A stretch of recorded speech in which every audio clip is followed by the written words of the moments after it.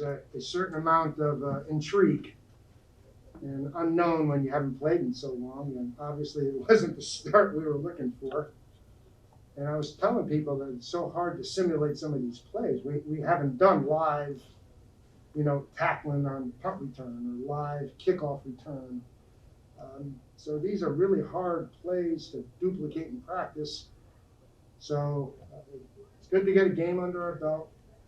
Kids hung in there with some poise, and I think things started clicking, and we settled down on defense, and felt pretty good once we got on the board and got a little bit of momentum. But it just feels really good to get a game under our belt. Fundamentally, we weren't really good on the first punt. We lost contain. And fundamentally, we're built on trying to protect the ball, so we weren't great on the return. And then there were plenty of other plays that we were terrific.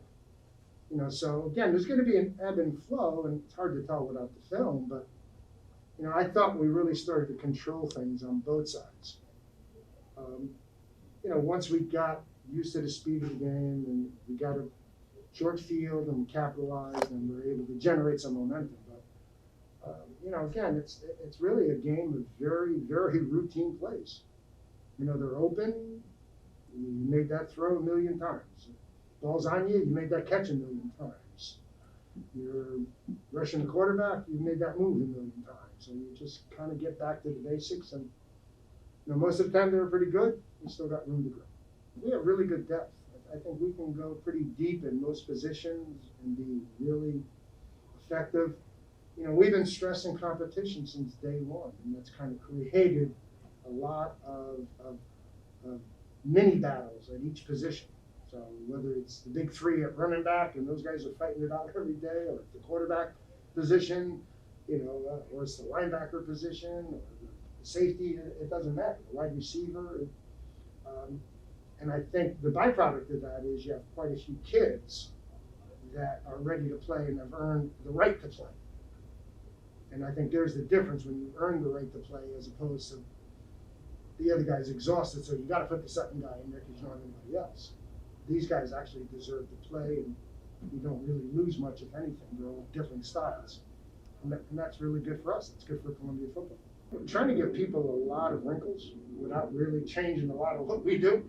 Schematically, it doesn't really change much what the offensive line does or the backfield does.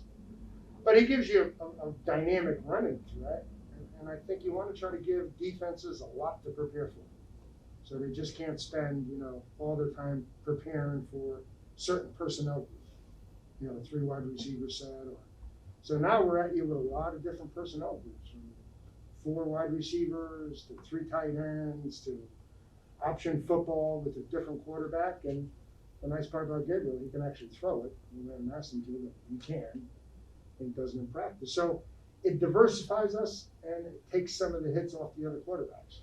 And those short yardage scenarios where you want to have the extra blocker. You want to be able to count everybody in the box and account for everybody. So it's a nice wrinkle, but you can only do it if you have a kid who can run the offense.